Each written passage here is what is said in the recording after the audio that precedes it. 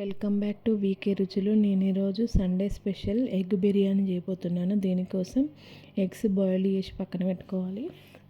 పక్కన పెట్టేసుకొని కారం, పసుపు, ఉప్పు, గరం మసాలా వేసి వాటికి మ్యాగ్నేట్ చేసేసి పక్కన పెట్టుకోవాలి. పక్కన పెట్టుకొని స్టవ్ పైన ప్యాన్ పెట్టుకోవాలి.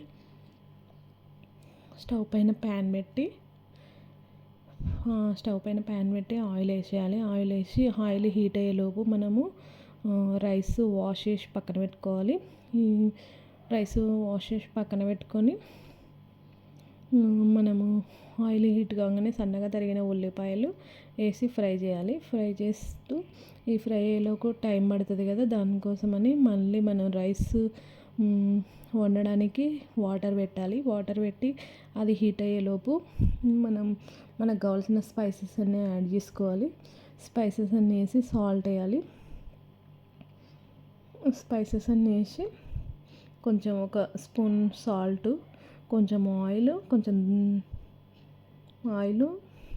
నెయ్యి వేసుకొని పక్కన పెట్టుకోవాలి. అంతలోపు మనకి బ్రౌన్ ఆనియన్స్ రెడీ అయిపోతాయి. ఇవి తీసి పక్కన పెట్టుకొని అందులోనే మనము ఎగ్స్ వేసి మ్యాగ్నేట్ చేసిన ఎగ్స్ని కొంచెం ఫ్రై చేసి పక్కన పెట్టుకోవాలి. పక్కన పెట్టుకొని అదే దాంట్లోనే మళ్ళీ కొంచెం ఆయిల్ వేసి ఆనియన్ వేయాలి.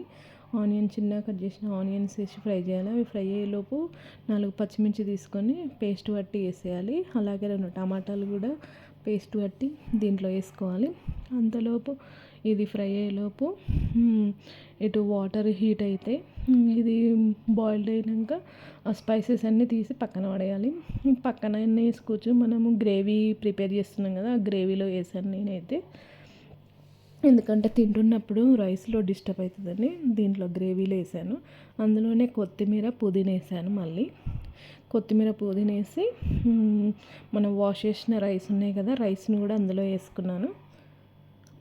రైస్ వేసుకొని ఇది పక్కన ఇటు సైడ్ ఫ్రై అవుతుంది, ఇటు సైడ్ రైస్ అవుతుంది. ఇటు గ్రేవీ కర్రీ కూడా రెడీ అయిపోతుంది. ఇందులోకి కొత్తిమీర, కొంచెం సాల్ట్, పసుపు, కారం, గరం మసాలా వేసి ఇది కొంచెం ఫ్రై అయ్యేదాకా, ఆయిల్ పైకి వచ్చేదాకా కొంచెం ఫ్రై చేయాలి. కొంచెం వాటర్ వేసాను నేను. అలాగే కొంచెం పెరుగు, ఒక 2 టేబుల్ స్పూన్ పెరుగు వేసాను. అందులోనే మనము ఫ్రై చేసిన ఎగ్స్ కూడా మళ్ళీ ఒకసారి గ్రేవీలో కొంచెం ఎగ్స్కి పట్టేదాకా వేయాలి. అప్పుడు రైస్లో కొంచెం లెమన్ పిండాను. ఎందుకంటే రైస్ పుల్లలుగా ఉండడానికి, మెత్తగా కాకుండా ఉండడానికని కొంచెం 2 లెమన్స్, ఒక 1 లెమన్ పిండాను. అలాగే ఇందులోనే పెరిగేసి కొంచెం ఎగ్స్ తీసి పక్కన పెట్టుకున్నాను. హాఫ్ ఉంచాను.